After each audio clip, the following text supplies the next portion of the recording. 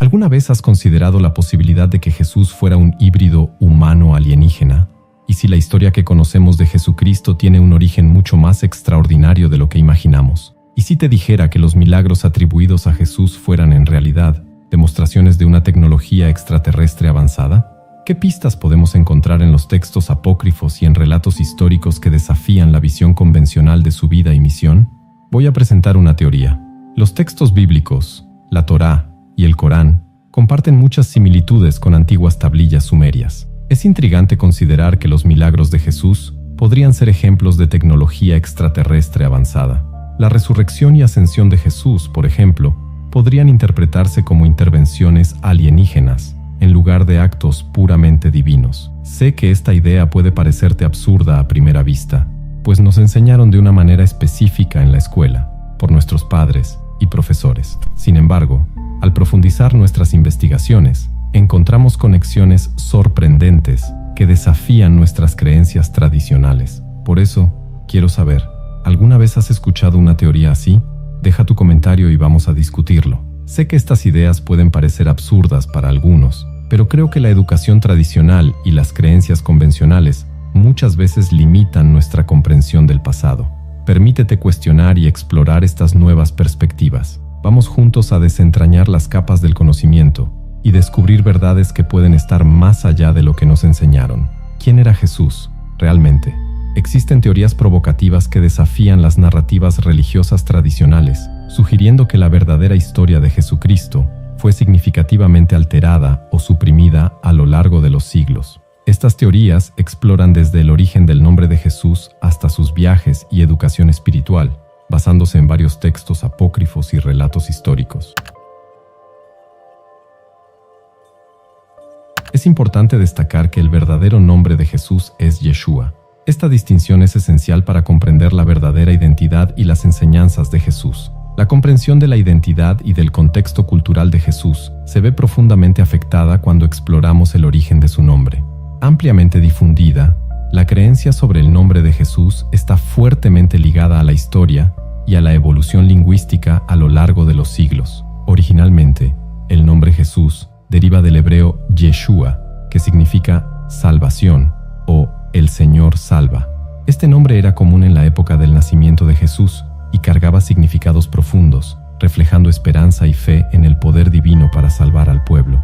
María y José, los padres de Jesús, fueron instruidos por un ángel para nombrarlo Yeshua, pues él estaba destinado a salvar a su pueblo de los pecados. Con el paso del tiempo, el nombre Yeshua fue traducido y adaptado a diferentes idiomas. Cuando el Antiguo Testamento fue traducido al griego, Yeshua se convirtió en Jesús, una forma que era ampliamente utilizada en la época del Nuevo Testamento debido a la prevalencia del griego como lengua común. Posteriormente, cuando la Biblia fue traducida al latín, el nombre Jesús se mantuvo. A medida que el latín evolucionó e influyó en otras lenguas europeas, la pronunciación y la escritura del nombre cambiaron. En inglés, el nombre Jesús se transformó en Jesús. Esta evolución lingüística ocurrió a lo largo de muchos años, moldeada por diferentes culturas e idiomas. Hoy en día, el nombre de Jesús es conocido mundialmente y aún lleva su significado original de El Señor salva, recordando a los cristianos el papel fundamental de Jesús en su fe. La historia del nombre de Jesús ejemplifica cómo las lenguas y las culturas interactúan y se transforman a lo largo del tiempo, enriqueciendo nuestra comprensión histórica y espiritual.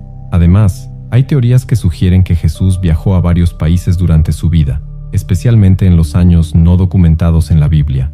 Una de estas teorías afirma que Jesús pasó un periodo significativo en Egipto, donde habría aprendido sobre los misterios egipcios. Esta información se menciona en un texto apócrifo llamado El Evangelio de los 12 Santos, que fue excluido de los textos bíblicos canónicos. Explorando los llamados años perdidos de Jesús, ese periodo entre su infancia y el inicio de su vida pública, surge la hipótesis de que él haya viajado a Egipto para expandir su conocimiento espiritual. Supuestamente, durante su estadía, estudió bajo la tutela del sacerdote rey Atlante Tot, una figura legendaria conocida por fundar muchas tradiciones espirituales y místicas en el antiguo Egipto. Jesús habría vivido y estudiado en un lugar específico en Egipto, hoy un punto de peregrinación reverenciado por muchos. La educación que Jesús recibió en Egipto le habría proporcionado un conocimiento profundo y prácticas espirituales que posteriormente moldearían sus enseñanzas.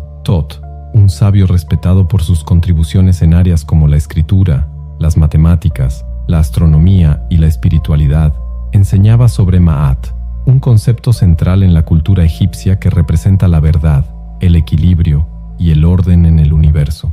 Esta formación espiritual en Egipto habría sido crucial para Jesús, influyendo significativamente en sus enseñanzas y prácticas. Estas ideas ofrecen una perspectiva fascinante y enriquecedora sobre los años no documentados de la vida de Jesús y sus posibles influencias espirituales. Las enseñanzas de Jesús fueron fuertemente influenciadas por el conocimiento místico y la sabiduría espiritual que adquirió en Egipto, especialmente bajo la orientación del sacerdote rey Tot. Este aprendizaje pudo haber moldeado sus ideas sobre el amor, la compasión y la naturaleza de Dios, así como conceptos sobre la jornada del alma y la vida después de la muerte. Las enseñanzas de Tot sobre el mundo físico y espiritual pueden haber inspirado a Jesús a hablar sobre el reino de Dios y la vida eterna de maneras innovadoras. Este periodo en Egipto puede ser visto como un tiempo de intercambio cultural y espiritual, donde los conceptos egipcios, transmitidos por figuras como Tot, contribuyeron a los fundamentos del cristianismo. Esta perspectiva ofrece una nueva visión sobre la vida inicial de Jesús, sugiriendo que sus experiencias en Egipto tuvieron un impacto profundo en sus enseñanzas. Después de su tiempo en Egipto, hay teorías que afirman que Jesús viajó al Tíbet, donde aprendió técnicas de curación como Qigong y Reiki, un hecho que fue confirmado por un lama. Posteriormente, habría ido a la India para estudiar las artes místicas y enseñar sobre la reencarnación. Estos años de aprendizaje y exploración espiritual alrededor del mundo habrían enriquecido aún más su comprensión y prácticas espirituales. Cuando la Biblia retoma la narrativa de la vida de Jesús, él ya tiene 32 años. El pasaje que menciona «Llamé a mi hijo de Egipto» sugiere su regreso de una fase formativa y enriquecedora. Jesús reaparece montado en un burro, proclamándose el Mesías, listo para iniciar su trayectoria con una sabiduría profunda y diversificada, adquirida en sus viajes por el mundo. La narrativa sugiere que, después de su estancia en Egipto, Jesús habría viajado al Tíbet y la India. En el Tíbet, habría aprendido técnicas de curación como Qigong y Reiki, prácticas que implican la manipulación de energía para promover la curación. Estas afirmaciones son corroboradas por el Dalai Lama, según algunas teorías. La idea de Jesús aprendiendo Reiki puede parecer inusual, pero vale la pena explorarla. Reiki es una práctica originaria de Japón que se concentra en la curación y la relajación. El término Reiki significa energía vital universal en japonés. La práctica implica el uso de toques suaves o la proximidad de las manos para ayudar a equilibrar y canalizar esta energía vital en los seres vivos, promoviendo la curación y el bienestar. Durante una sesión de Reiki, el practicante posiciona sus manos ligeramente sobre o cerca de la persona que está recibiendo el tratamiento. Se cree que esto facilita el flujo de energía hacia el cuerpo, promoviendo la curación. El toque es generalmente suave y puede sentirse como cálido o reconfortante. Los practicantes de Reiki afirman que la técnica puede ayudar a reducir el estrés, el dolor y la ansiedad, además de mejorar el bienestar general. Reiki se basa en la creencia de que todos poseen campos de energía a su alrededor, frecuentemente llamados aura o chi. Cuando estos campos de energía están desequilibrados, esto puede afectar la salud y las emociones de una persona.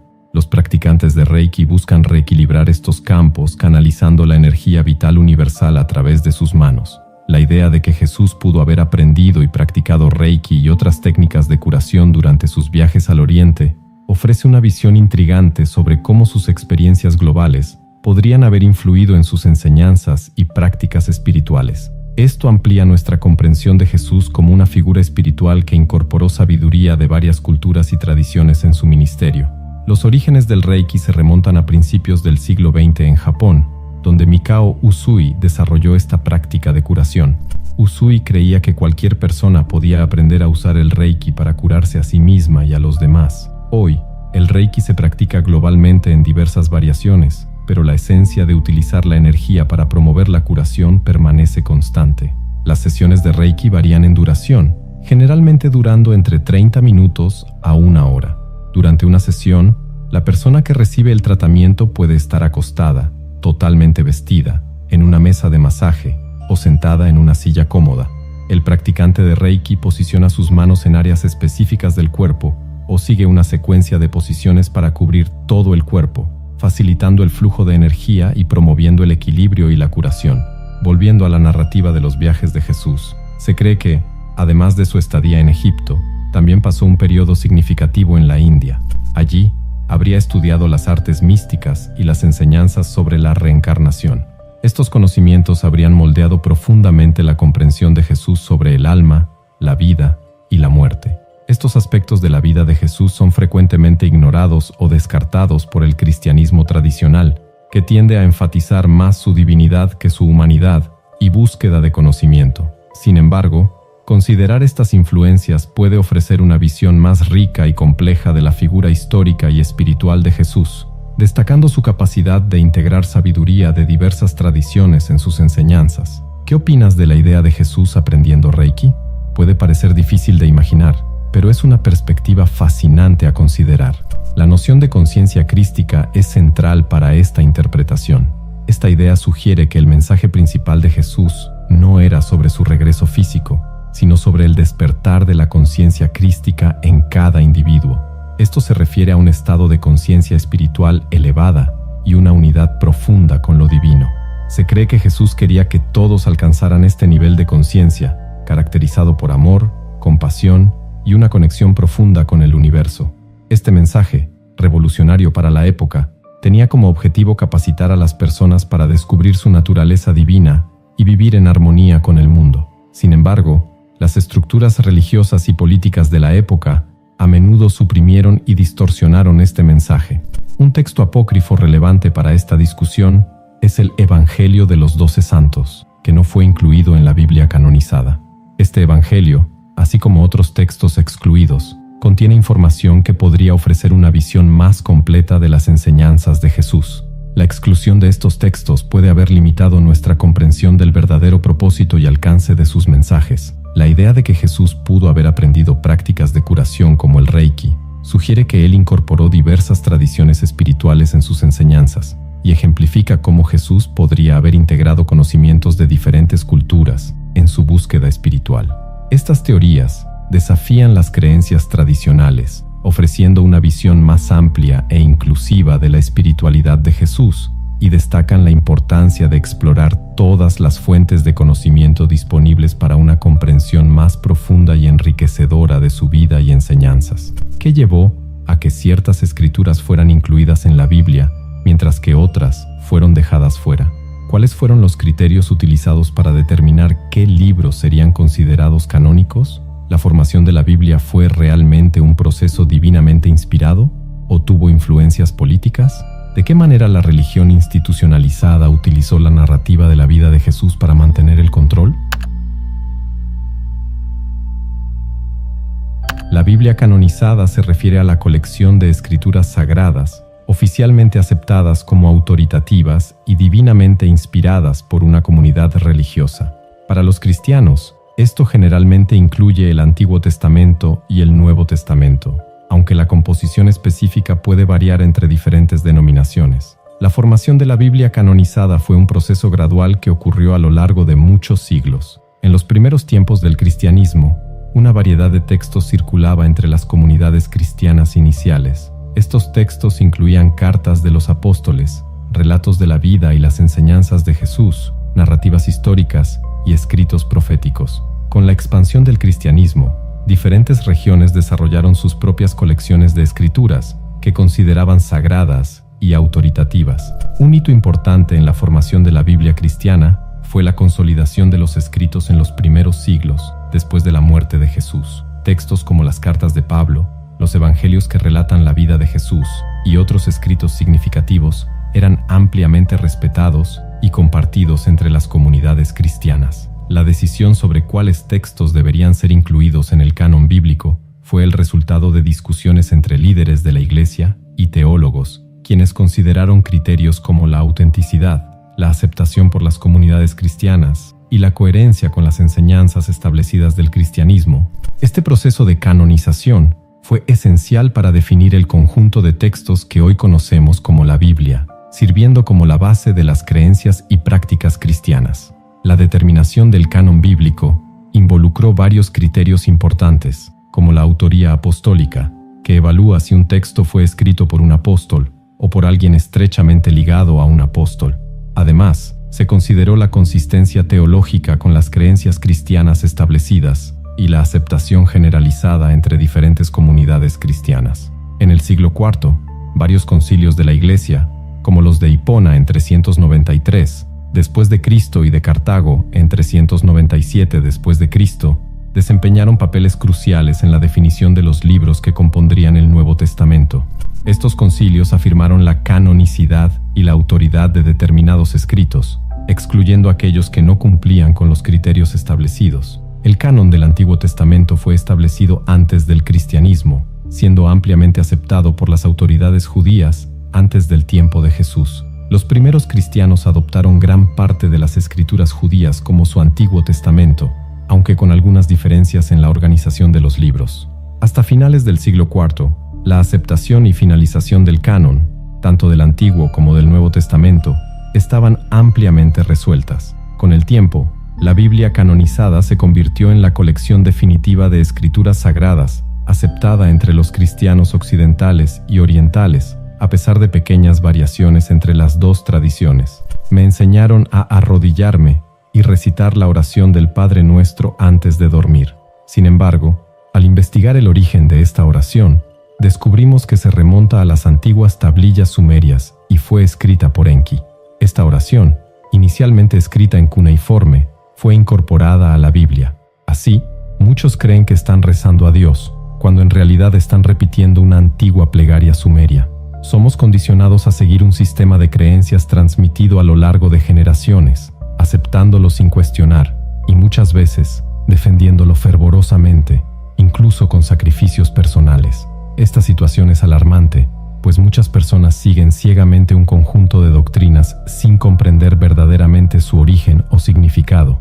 Este control sobre la narrativa de la vida de Jesús y sus enseñanzas ha sido una estrategia de la religión institucionalizada para suprimir conocimientos que podrían empoderar a los individuos y desafiar el orden establecido.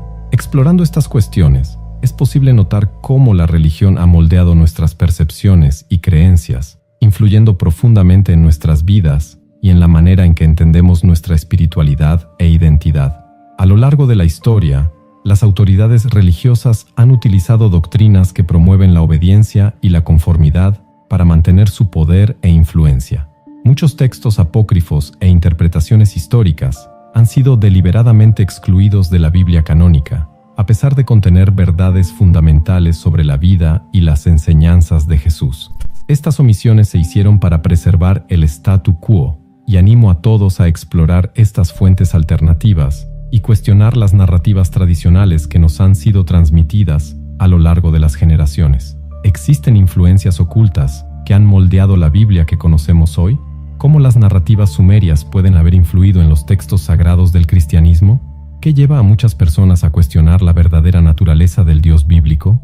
¿Podrían los eventos bíblicos atribuidos a Dios tener otras explicaciones? Mi interés por estas perspectivas alternativas sobre Jesús surgió de un viaje personal de despertar espiritual. Crecí en un hogar casi cristiano, donde me animaron a leer y analizar la Biblia desde temprana edad. Esta exposición inicial a los textos religiosos me llevó a cuestionar inconsistencias y a buscar una comprensión más profunda. Con el tiempo, mis estudios y experiencias me llevaron a explorar una amplia gama de tradiciones y textos espirituales, moldeando mis creencias actuales. Mi viaje está marcado por una búsqueda incesante de la verdad y un deseo de liberarme de las limitaciones del dogma religioso tradicional. Creo que, al buscar conocimiento y comprensión, cada persona puede recuperar su soberanía espiritual y vivir de acuerdo con su verdadero propósito. Este viaje no es solo un descubrimiento intelectual, sino también una transformación personal y un camino hacia el empoderamiento. En la adolescencia, comencé a notar varias contradicciones en la Biblia mientras hacía informes sobre sus textos. Uno de los puntos que me llamó la atención fue en Isaías, donde Dios dice: «Yo creo el bien y yo creo el mal». haz lo que digo. Esta declaración me hizo cuestionar seriamente lo que estaba escrito, especialmente porque, a lo largo de mis estudios, me di cuenta de que Dios había matado a más de 3 millones de personas en la Biblia, mientras que Satanás no había matado a nadie. A lo largo de la historia, las instituciones religiosas han distorsionado o suprimido frecuentemente enseñanzas que amenazan su autoridad. Entre estas enseñanzas están las de Jesús, que creo que estaban destinadas a despertar a la humanidad a su potencial divino e interconexión. Además, es evidente que varios textos antiguos, como las tablas sumerias, influenciaron las narrativas bíblicas. Muchas oraciones y rituales del cristianismo tienen sus raíces en tradiciones paganas más antiguas, lo que complica aún más la comprensión tradicional del mensaje de Jesús. Sin embargo, la gran controversia es la afirmación de que Jesús era un extraterrestre.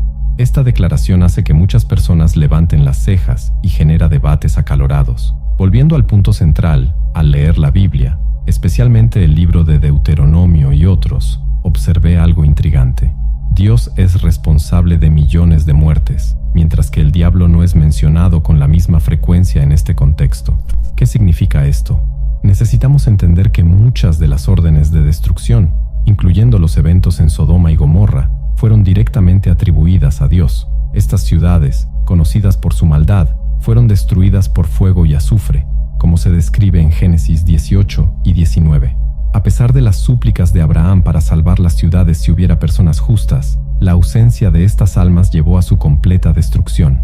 Otro ejemplo es la caída de Jericó, donde Dios ordenó a los israelitas, liderados por Josué, que marcharan alrededor de las murallas de la ciudad hasta que cayeran, permitiendo la conquista. Estas historias plantean preguntas sobre la verdadera naturaleza del Dios bíblico. Al comparar estas acciones violentas con la ausencia de tales actos atribuidos al diablo, comenzamos a cuestionar la identidad de esta entidad divina. Creo que muchos de los actos violentos en la Biblia, frecuentemente atribuidos a Dios, pueden en realidad ser obras de seres avanzados que fueron tomados como dioses por los antiguos. Esta interpretación desafía las visiones tradicionales de la divinidad y sugiere una reevaluación de los textos antiguos. En lugar de ver a Dios como el verdadero creador del universo, propongo que podríamos estar interpretando erróneamente a estas figuras poderosas y sus acciones. Esta perspectiva no solo invita a una nueva lectura de las Escrituras, sino que también fomenta un cuestionamiento más profundo sobre nuestras creencias y la naturaleza de la divinidad. En el libro del Apocalipsis, se profetiza la destrucción futura, específicamente en Apocalipsis 18, que describe la caída de Babilonia. Babilonia simboliza gran maldad y corrupción, y un ángel anuncia su caída, afirmando que será completamente destruida debido a sus pecados y al sufrimiento causado. Este pasaje ilustra el juicio final de Dios contra el mal y la corrupción en el mundo. Está fuera de la realidad la teoría de que la destrucción bíblica es obra de seres avanzados y no de un ser divino. Me adentro en textos antiguos, como el libro de Enoc, para apoyar esta idea.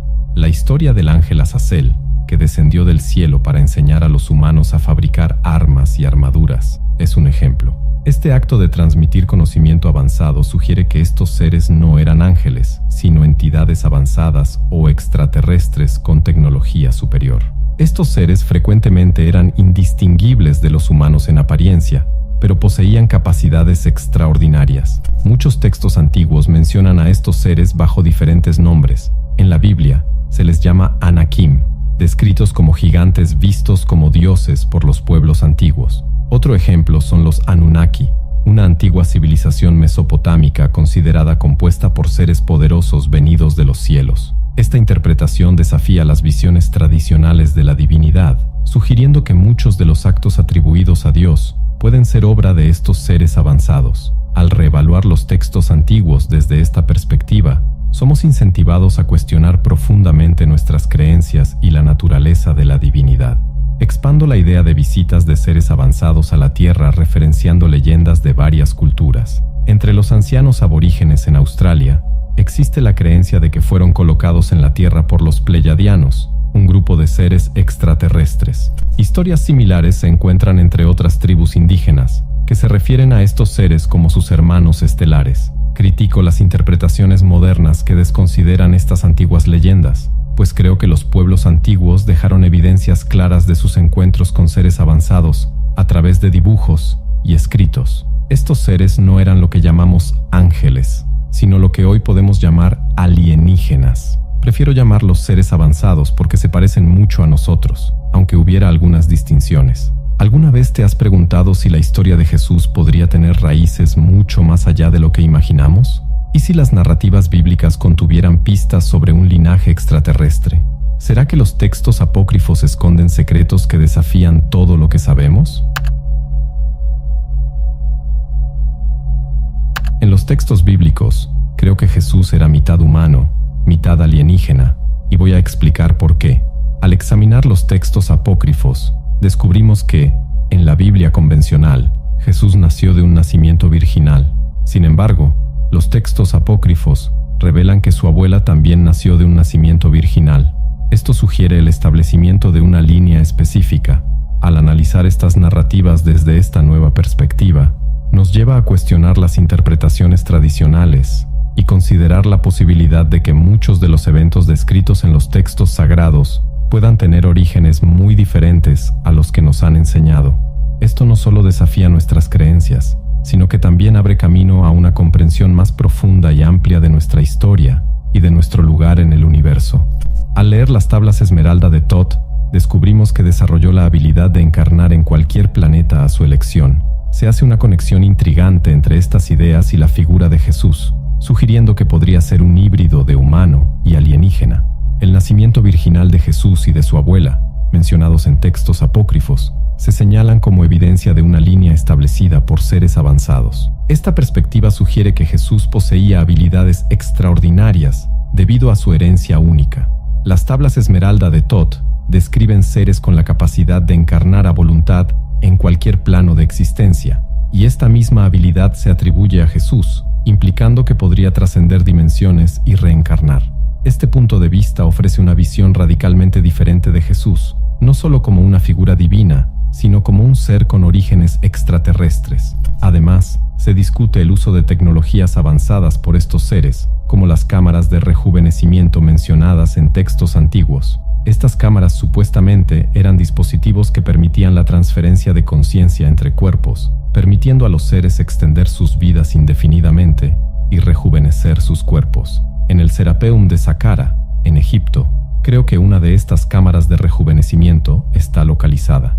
Estas cámaras se describen como enormes cajas de piedra hechas de granito y diorita que aún emiten energía radioactiva. Creo que estas cajas se usaban para crear y almacenar cuerpos, permitiendo que los seres transfirieran su conciencia y se rejuvenecieran.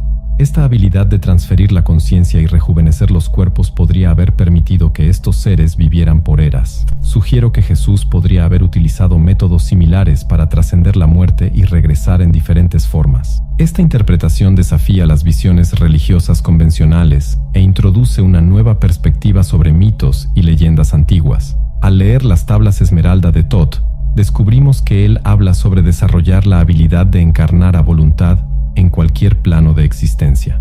Esto es algo bastante poderoso, permitiéndole volver como quiera, cuando quiera y en cualquier dimensión que desee. Un contador Geiger puede detectar la radiactividad, indicando que estas cajas aún emiten una fuente de energía. Se cree que estos seres transferirían su conciencia de un cuerpo a otro, dejando un cuerpo rejuvenecerse durante 100 años y luego regresando para recuperarlo, repitiendo este proceso varias veces. Así, podrían vivir por eras. Creo que decidieron volver a través de un útero. La persona común puede encontrar esta idea absurda, pues se le enseñó de otra manera en la escuela, basada en lo que los padres y los maestros les dijeron. Sin embargo, al investigar profundamente, encontramos conexiones sorprendentes que desafían nuestras creencias convencionales. Critico el sistema educativo por sofocar la creatividad y el pensamiento crítico, transformando a las personas en meros receptores pasivos del conocimiento transmitido. Muchas creencias tradicionales se basan en información desactualizada y sin rigor científico. En contraste, mis investigaciones se fundamentan en una minuciosa investigación de textos antiguos, descubrimientos arqueológicos y principios científicos. Comparo mi enfoque con la construcción de un caso en un tribunal, donde las pruebas circunstanciales pueden ser suficientes para una condena. Creo que, al conectar varias piezas de evidencia de diferentes periodos y disciplinas, es posible construir un argumento convincente para mis teorías. ¿Y si Satanás no fuera exactamente quien pensamos? ¿Será que la historia del Edén esconde secretos que cambiarían nuestra comprensión de la humanidad? ¿Cómo pueden estos antiguos textos sumerios revelarnos una nueva perspectiva sobre la creación y la genética humana? Vamos a reflexionar sobre la figura del diablo. ¿Quién o qué es el diablo para ti? ¿Es un extraterrestre, una entidad real o una figura puramente simbólica? Permíteme compartir una perspectiva intrigante. Al examinar antiguos textos y tablillas, descubrimos que Yahvé, conocido en la Biblia como Dios, aparece en estos antiguos escritos como Satanás, el señor de Edén. Edén, o Edín, estaba localizado en la tierra entre los ríos Éufrates y Tigris. Era un lugar que funcionaba como una especie de laboratorio al aire libre, donde se descubrió que el apareamiento de estas personas sería viable si hubiera suficiente diversidad genética. La historia se complica con la entrada de Enki, quien posteriormente fue identificado como Satanás. Él comenzó a interactuar con las personas en el Edén, no solo con Adán y Eva, sino también con otros habitantes. Enki les reveló su verdadero potencial, diciendo que los misterios del universo residían dentro de sus propios cuerpos y que tenían la capacidad de alcanzar un nivel de existencia superior. Esta revelación hizo que las personas se dieran cuenta de que no eran meros animales y comenzaron a vestirse y a entender su verdadera naturaleza. Cuando Yahvé, también conocido como Enlil, regresó, se dio cuenta de lo que había ocurrido. Su hermano Enki había dado a las personas el conocimiento simbolizado por la manzana. Este relato ofrece una visión provocativa sobre la dualidad entre Yahvé y Enki, presentando una interpretación alternativa sobre las figuras de Dios y del diablo y sus influencias sobre la humanidad. Ahora vamos a analizar una nueva perspectiva sobre los personajes bíblicos Yahvé y Satanás, considerando los antiguos textos sumerios. Al reinterpretar a Yahvé, tradicionalmente visto como Dios, como Satanás en estos escritos antiguos, abrimos camino para un análisis más profundo de las historias bíblicas y sus verdaderos orígenes. La antigua tierra de Edén, ubicada entre los ríos Éufrates y Tigris, se describe como un lugar de experimentación donde se promovió la diversidad genética. Dentro de este contexto, Satanás estaría involucrado en estos experimentos genéticos, lo que desafía las narrativas religiosas tradicionales. Esta nueva visión presenta a Yahvé no como un creador divino, sino como un ser que manipulaba genéticamente para garantizar la diversidad. Adicionalmente se introduce a Enki, hermano de Yahvé, identificado como Satanás. Enki es descrito como aquel que proporcionó a los humanos el conocimiento de su verdadero potencial y los misterios del universo, simbolizados por la manzana en la historia bíblica de Adán y Eva. Este conocimiento empoderó a los humanos, llevándolos a cubrirse, simbolizando su nueva conciencia y autonomía. Al descubrir esto, Yahvé habría maldecido a Enki, etiquetándolo como el diablo y creando la noción tradicional del diablo como una entidad maligna. Mis creencias están fundamentadas en la metafísica y en la comprensión de las frecuencias, en contraste con las visiones religiosas tradicionales. No soy ateo y creo en un creador, que percibo como una frecuencia en lugar de una deidad personificada. Esta visión se alinea con mi perspectiva sobre la conciencia universal y la interconexión de todos los seres. Mi teoría de la conciencia universal propone que todos estamos conectados por frecuencias compartidas. Usando la analogía de las frecuencias de radio, cada individuo representa un punto específico de conciencia dentro de la mente universal.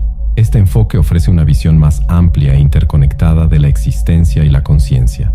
Desafío las visiones tradicionales sobre individualidad y divinidad, sugiriendo una existencia más unificada y conectada.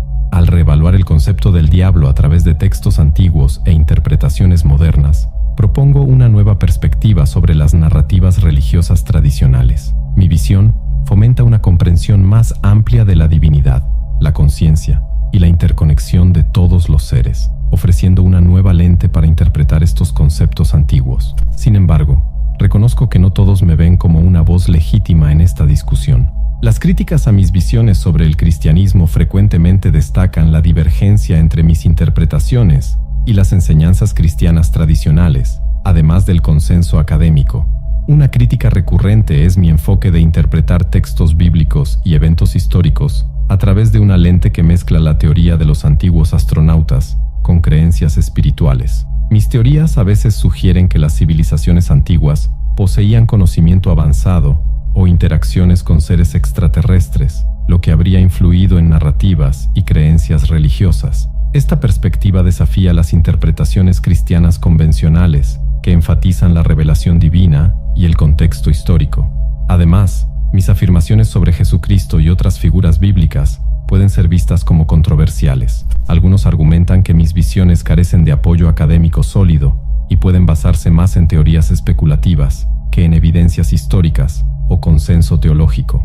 Por ejemplo, sugerir que Jesús tenía conexiones extraterrestres o que los milagros bíblicos eran avances tecnológicos en lugar de intervenciones divinas es considerado polémico dentro de los círculos cristianos. Entonces, ¿qué piensas de estas afirmaciones mías consideradas locas por algunos? ¿Será que Jesús podría haber sido un extraterrestre o es solo otra teoría excéntrica? Me gustaría saber tu opinión. Deja tus comentarios abajo. Si has llegado hasta aquí, quiero expresar mi más profunda gratitud. Tu presencia y atención son verdaderamente valiosas para mí. Ahora, me gustaría compartir algo especial contigo. Como fan del canal El Poder de la Mente, estás a punto de embarcarte en una jornada única de autoconocimiento y transformación mental. Te presento El Arte del Pensamiento Positivo, un ebook revolucionario que redefinirá tu realidad mental. Como creador de este contenido y líder del canal El Poder de la Mente, comparto contigo mis experiencias más profundas y aprendizajes valiosos. Cada capítulo de este ebook es un reflejo de mi jornada, lleno de lecciones prácticas que he vivido y transformado en sabiduría. No pierdas esta oportunidad de transformar tu vida. Haz clic en el enlace del comentario fijado y comienza tu viaje hacia el autoconocimiento y la positividad hoy mismo. Me gustaría compartir una breve historia contigo, que creo está profundamente ligada al tema que exploramos hoy. Hace muchos años, un incansable buscador de la verdad decidió cuestionar todo lo que se le había enseñado. No se conformaba con respuestas preestablecidas y clichés. En su jornada, descubrió que el conocimiento es un vasto océano, donde cada respuesta revela nuevas preguntas. Ese buscador soy yo, y hoy, a tu lado, estamos navegando juntos por estas aguas misteriosas y fascinantes. Así como los antiguos navegantes que exploraron mares desconocidos guiados solo por las estrellas, nosotros también estamos explorando territorios inexplorados de nuestra espiritualidad e historia. Y es esta búsqueda, esta curiosidad incesante, la que nos une. Juntos, estamos reevaluando narrativas, cuestionando dogmas y descubriendo nuevos horizontes de entendimiento. En cada video, en cada discusión, ustedes me inspiran a continuar este viaje. Su presencia es un recordatorio de que no estoy solo, de que hay una comunidad vibrante y curiosa dispuesta a explorar estas cuestiones complejas y muchas veces controversiales. Ustedes son los valientes navegantes del conocimiento, los cuestionadores, los buscadores de la verdad. Entonces, muchas gracias por estar aquí, por cuestionar, por reflexionar. Sigan participando, compartiendo sus ideas y buscando la verdad donde sea que nos lleve. Juntos, podemos iluminar los rincones más oscuros de nuestra historia y espiritualidad y encontrar la verdadera esencia de lo que significa ser humano. Y ahora, tengo un pedido especial para ti, mi compañero de viaje. Si encontraste valioso este contenido, no olvides darle like a este video. Tu like no solo me motiva a seguir, sino que también ayuda a otras personas a encontrar este contenido. Deja tu comentario abajo con tus reflexiones, tus preguntas, o simplemente para decir hola. Y por último, suscríbete al canal para no perderte ninguno de nuestros futuros videos. Vamos a expandir nuestra comunidad y traer más navegantes a esta increíble jornada de descubrimiento y comprensión. Hasta el próximo video, y recuerden, la jornada del conocimiento nunca tiene fin, y cada paso que damos juntos es un paso hacia la verdad. Y antes de irte, no te pierdas estos 2 videos que seleccioné especialmente para ti. Están llenos de conocimientos profundos y descubrimientos fascinantes que te encantarán. Haz clic en uno de ellos y continúa tu viaje de autoconocimiento y búsqueda de sabiduría con los increíbles contenidos que nuestro canal tiene para ofrecer.